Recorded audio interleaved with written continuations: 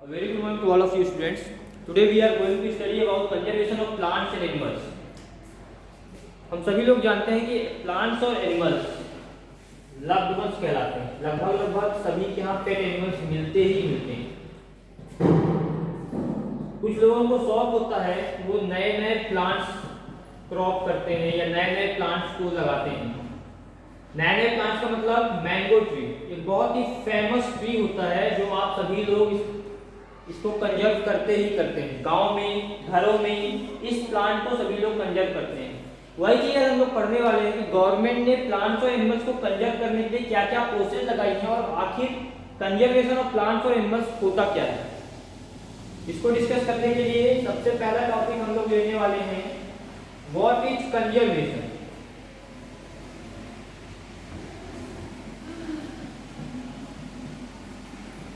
Conservation आखिर होता क्या है? कंजर्वेशन का मतलब होता है टू कंजर्व, या process of conserving, to conserve, किसी चीज को कंजर्व करना है, किसी चीज को स्टोर करना है, सुरक्षित करना है, किसी चीज का प्रोटेक्शन करना है, उसके लिए हम लोग कंजर्वेशन करते हैं। आप लोगों ने बहुत सारी प्रोसेस पढ़ी होंगी, conservation of water, conservation of soil, बहुत सारी प्रोसेस होती है।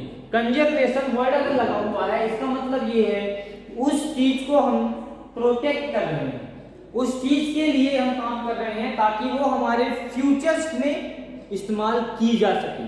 आज हम लोग देखते हैं कि हमारे आसपास फॉरेस्ट खत्म कर दिए गए। फॉरेस्ट खत्म होने का मतलब क्या है? अगर कहीं फॉरेस्ट खत्म कर दिया जाता है, बेसिकली प्लांट्स और एनिमल्स दोनों का ही लॉस होता है। ना हमें एनिमल्स मिलते हैं, ना ही हमें प्लांट्स मिलते हैं। अगर हम पेट एनिमल्स की बात करें तो पेट एनिमल्स तो हमारे घर में रह सकते हैं, कोई दिक्कत नहीं है, कोई इशू नहीं है। बट वो pet animals like cow, buffalo, ये जो ग्रीन ग्रास खाते हैं, लीव्स खाते हैं, इनका क्या होगा? जब कोई जंगल नहीं है तो इनको खाना भी नहीं मिलने वाला। हम सभी लोग अच्छे से जानते हैं कि इनको खाना बिल्कुल नहीं मिलेगा। चलिए, इनको हम लोगों ने आज की डेट में आर्टिफिशियल खाना देना चालू कर दिया है। बहुत सारी कंपनियां आती हैं, वो सीड वगैरह देती है इनको खाने के लिए। यहाँ तक हम लोगों ने मान लिया कि चलो पेट एनिमल्स को हम लोग खाना भी दे पा रहे हैं। But what about wild animals? Wild animals का हम लोग क्या करने वाले हैं? वाइल्ड एनिमल्स क्या चीज है? जंगली जानवर, लायन, डियर, ये सारे जानवर जो हमें बहुत अच्छे लगते हैं देखने में। मूवीज वगैरह में हम लोग लायन और डियर को देखते हैं, बहुत खुश होते हैं। इन सभी की प्रॉपर्टीज भी हमें पता है, पर इनके रहने के लिए आज प्लेस नहीं है। इनके रहने का प्लेस क्या था? फॉरेस्ट, जो आज हम ह्यूमंस ने खत्म कर दिया है। किसने खत्म किया फॉरेस्ट? हम ह्यूमंस ने, हम ही लोगों ने खत्म किया, और कोई दूसरा खत्म करने नहीं आया है, हमने ही खत्म किया है। क्यों खत्म किया है, कैसे खत्म किया है, थोड़ा सा इसके बारे में भी पढ़ते हैं। खत्म करने की जो प्रोसेस थी, बचाने की प्रोसेस को कंजर्वेशन कहते हैं। खत्म करने की प्रोसेस को डिफॉरेस्टेशन कहते हैं। डिफॉरेस्टेशन का मतलब है फॉरेस्ट को खत्म करना। फॉरेस्ट को खत्म करना डिफॉरेस्टेशन कहलाता है।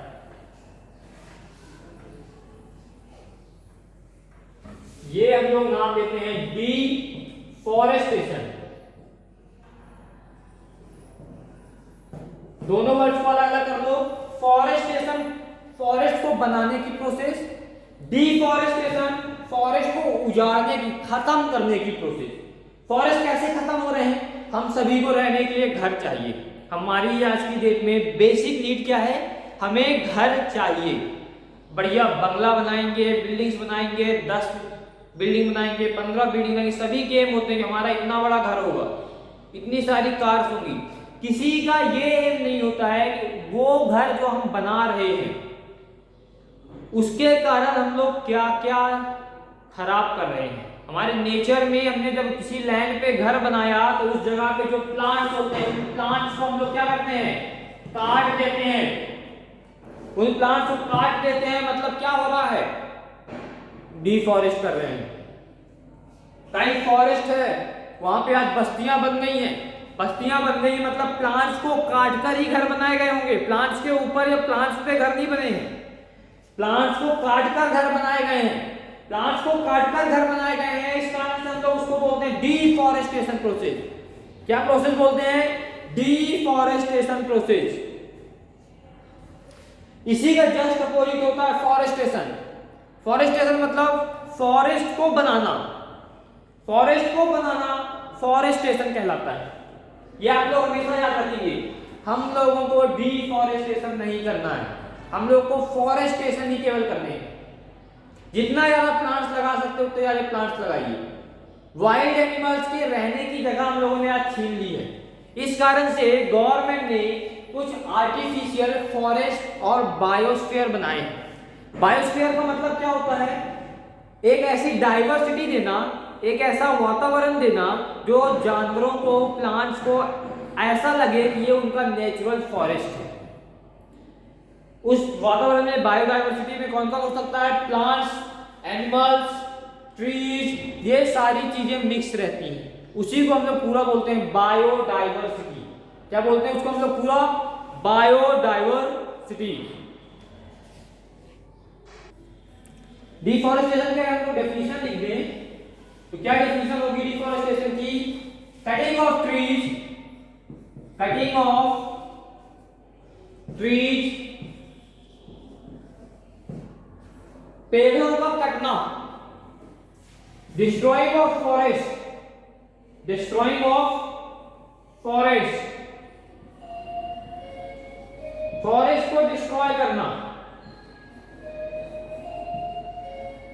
ये कहलाता है डिफॉरेस्टेशन। ऐसी process, the process of cutting of tree, destroying of forest for the purpose of, किस रीजन से ये होता है वो भी हम लोग लिख देते हैं। For the purpose of, purpose क्या क्या हो सकते हैं? पहला पर्पज होता है कल्टीवेशन का, कल्टीवेशन के लिए। दूसरा हो सकता है इंडस्ट्रीज के फॉर्मेशन के लिए, फॉर्मेशन ऑफ इंडस्ट्रीज। तीसरा हो सकता है हाउस बनाने के लिए। ये कुछ ऐसे रीजन हो सकते हैं जिसके कारण हम फॉरेस्ट को खत्म करते हैं या पेड़ों को काटते हैं, और ये पूरी प्रोसेस कहलाती है डिफॉरेस्टेशन प्रोसेस। क्या कहलाती है ये? Deforestation process. ओके स्टूडेंट्स,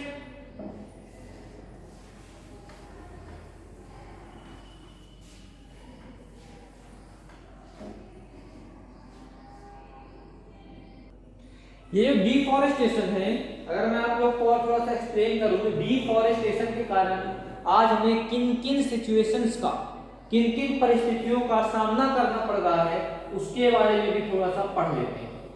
आप सभी लोग जानते हैं कि हमें खेती के लिए कैसी लैंड चाहिए? Fertile land. खेती करने के लिए कैसी लैंड होनी चाहिए? Fertile land. चलिए, फर्टाइल लैंड, डिफॉरेस्टेशन करोगे तो फर्टाइल लैंड हमें कभी नहीं मिलने वाली। सबसे पहले ड्रॉट की एक समस्या आती है। ड्रॉट मतलब होता है सूखा पड़ जाना। ड्रॉट का मतलब क्या होता है? सूखा पड़ जाना। जब काफी दिनों तक कहीं पे पानी नहीं गिरता है, कई सालों तक कहीं किसी प्लेस पे पानी नहीं पड़ता है, पानी नहीं गिरता है, पानी उस प्लेस को नहीं मिल पाता है, तो वहां सूखा पड़ जाता है। जब सूखा पड़ जाता है तो हम उसे बोलते हैं ड्रॉट। ड्रॉट में क्या होता है? ना ही आप खेती कर सकते हो, ना ही आप पीने का पानी पा सकते हो। सूखा पड़ने का मतलब वहां के नदी, तालाब, आपके वेल्स, बोर वगैरह सब कुछ खत्म, कहीं पे पानी आपको नहीं मिलने वाला। ये आप लोग अच्छे से दिमाग में रख लो।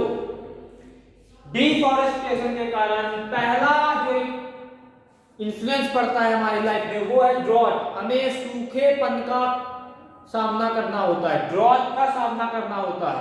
दूसरा डेजर्टिफिकेशन होता है, एक डेजर्टिफिकेशन होता है। ये डेजर्टिफिकेशन क्या होता है? What is desertification? डेजर्ट नाम से समझो आप लोग, desert, formation of deserts, formation of desert.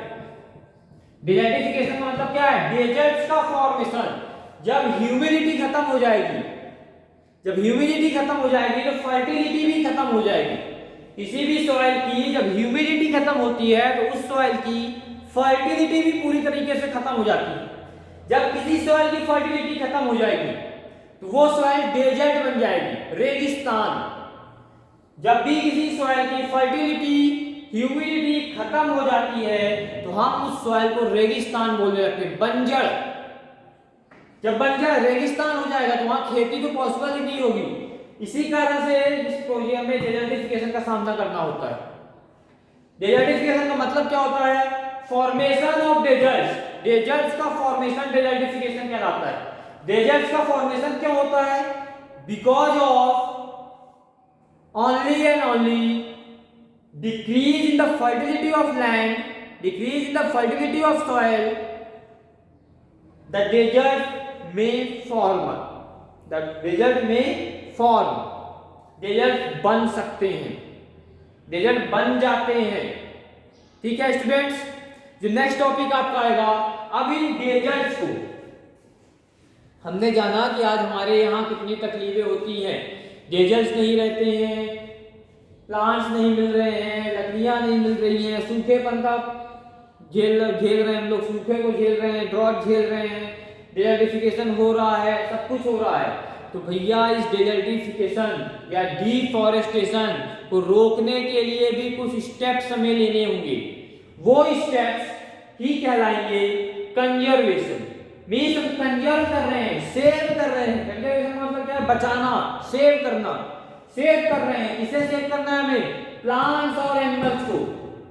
जब हमें ड्रॉट का सामना करना होता है तो हम तो ह्यूमन से, हमारे माइंड, ब्रेन, माइंड क्या है? ब्रेन क्या काम करता है? कुछ ना कुछ काम करेगा। इनमें एनिमल्स का क्या होगा? इन एनिमल्स का क्या होगा जो खुद से नहीं कर सकते कुछ?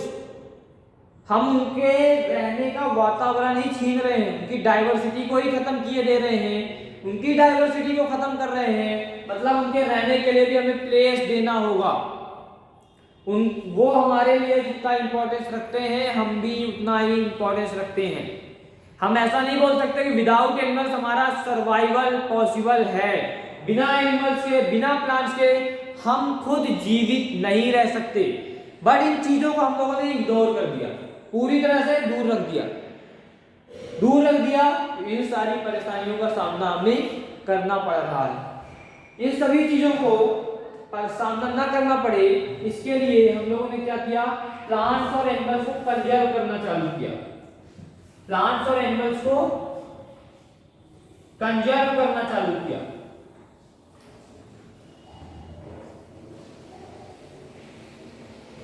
अब कंजर्व कैसे कर रहे हैं? How we can conserve it?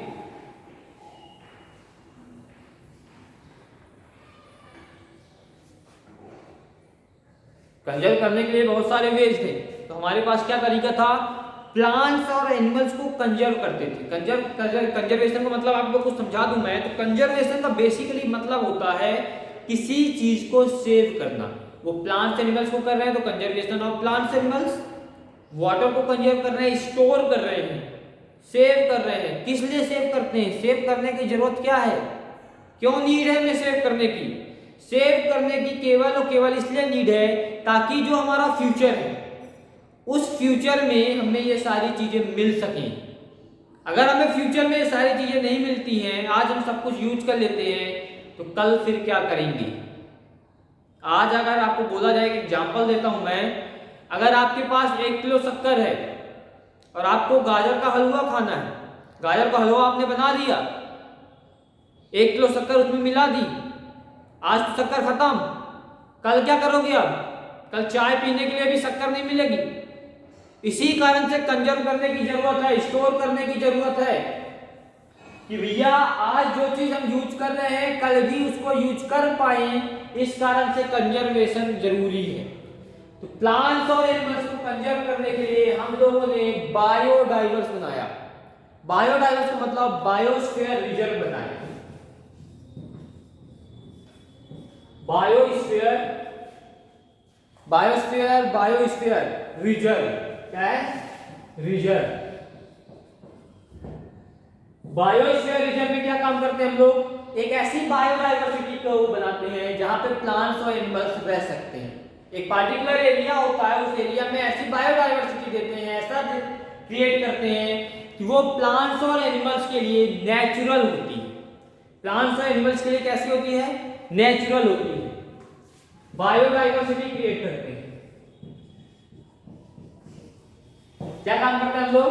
Biodiversity का क्रिएशन करते हैं। इसके लिए for plants and animals, plants and animals, plants और एनिमल्स के लिए हम लोग बायोडाइवर्सिटी का क्रिएशन करते हैं। अब ये बायोडाइवर्सिटी का क्रिएशन करने का मतलब क्या है? एक ऐसा बायोस्फीयर दे रहे हैं, एक ऐसा एरिया दे रहे हैं जहां पे इनकी बायोडाइवर्सिटी क्या होती है? कंजर्व होती है। Area to conserve, biosphere reserve क्या होती है? बायोस्फीयर रिजर्व की मीनिंग एरिया टू कंजर्व। क्या कंजर्व करने के लिए? Biodiversity for plants and animals. ऐसा एरिया हम लोग बना रहे हैं जो बायो रिजर्व कहलाता है, बायोस्फीयर रिजर्व कहलाता है। ये एरिया क्या काम करता है? ये ऐसा एरिया होता है जहां पे बायोडाइवर्सिटी प्लांट्स और एनिमल्स की कंजर्व की जाती है। यहाँ पे बायोडाइवर्सिटी इसलिए लिखा है और नाम दिया प्लांट्स और एनिमल्स। ह्यूमन अपना सब कुछ काम कर रहे हैं, प्लांट्स और एनिमल्स की बायोडाइवर्सिटी को जो कंजर्व कर रहे हैं वो एरिया कहलाते हैं बायोस्फीयर रिजर्व। वो सारे एरियाज कहलाते हैं क्या? Biosphere reserve. ये आपको टॉपिक समझ में आया कि बायोस्फीयर रिजर्व क्या होता है? बायोस्फीयर रिजर्व ऐसे एरियाज होते हैं जहां पे प्लांट्स और एनिमल्स की बायोडाइवर्सिटी को कंजर्व करके रखा जाता है, को सेव करके रखा जाता है। नेक्स्ट जो टॉपिक आपका आएगा वो आएगा आपका क्या? Flora and fauna. Flora and fauna. Flora मतलब प्लांट स्पीसीज, किसी एरिया में पाई जाने वाली प्लांट की स्पीसीज कहलाती है फ्लोरा। और फौना मतलब एनिमल स्पीसीज, किसी एरिया में एनिमल्स की स्पीसीज पाई जाती है उसे हम लोग बोलते हैं फौना। ये आप लोग को हमेशा वर्ड याद रखना है, साइंटिफिक वर्ड है फ्लोरा एंड फौना।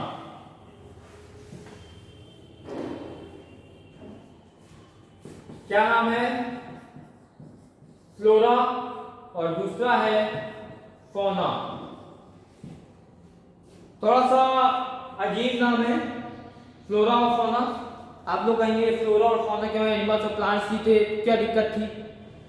फ्लोरा और फौना थोड़ा सा साइंटिफिकली आपको बताने के लिए, किसी एक पार्टिकुलर एरिया में जो स्पीसीज पाई जाती है उसे हम लोग बोलते हैं flora.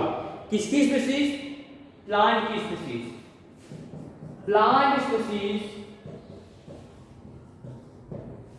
Are called flora. Plant की स्पीसीज को हम लोग फ्लोरा बोलते हैं। किसी भी प्लांट के स्पीसीज को हम लोग क्या बोलते हैं? फ्लोरा। और एनिमल की स्पीसीज को हम लोग फौना बोलते हैं। Animal species are called fauna. Animal की स्पीसीज को फौना बोलते हैं। यह बात आपको समझ में आई कि फ्लोरा और फौना क्या होते हैं। फिर इसके बाद कुछ ऐसे टॉपिक भी आते हैं जहां पे हम लोग एंडेमिक की बात करेंगे। Endemic species.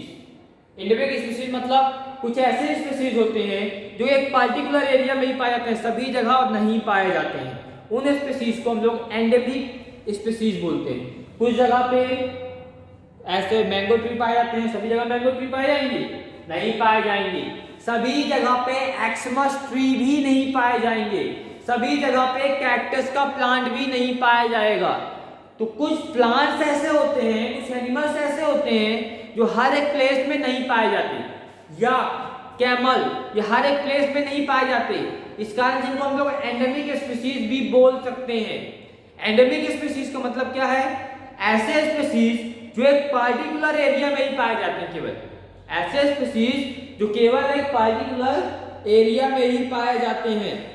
Those species of plants and animals which are found exclusively in a particular area only. ऐसे स्पीसीज जो केवल एक पार्टिकुलर एरिया में ही पाए जाएं उनको हम लोग एंडेमिक स्पीसीज भी बोलते हैं।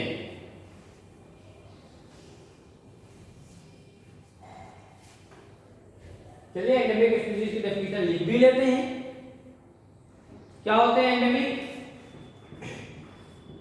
एंडेमिक स्पीसीज, सभी जगह ना पाई जाने वाली स्पीसीज। सिंपल लैंग्वेज समझे तो क्या समझेंगे हम लोग, सभी जगह ना पाई जाने वाली स्पीसीज या यूनिक स्पीसीज भी बोल सकते हैं। सभी जगह क्यों नहीं पाई जाती है? क्योंकि सभी की हैबिटेट्स अलग होती हैं, सभी के लिविंग कल्चर अलग होते हैं। जो बर्फ में रहते हैं, जिनका जीवन बर्फ में होगा, वो यहाँ पे आके हमारे साथ कैसे रह पाएंगे? जो यहाँ रहते हैं वो बर्फ में कैसे रहेंगे? तो सभी की अलग अलग हैबिटेट होती हैं। तो एंडेमिक स्पीसीज का मतलब क्या हो गया? Those plants and animal species, plants and animal species which are found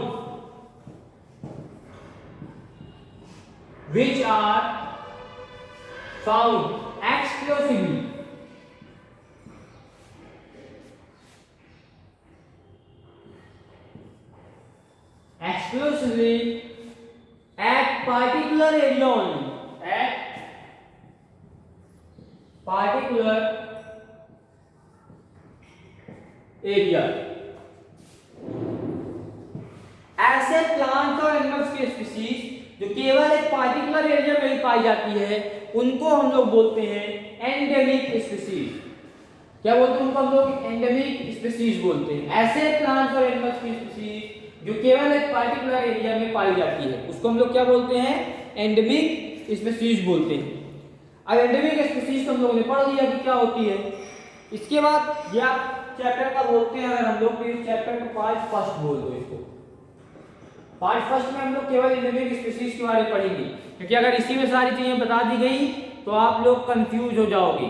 इस कारण से केवल इतनी चीजें इस पार्ट में पढ़ो आप लोग, एंडेमिक स्पीसीज का। नेक्स्ट पार्ट जो हमारा आएगा, नेक्स्ट पार्ट में हम लोग wild life sanctuary, national park, red data book, इन सब चीजों के बारे में पढ़ेंगे।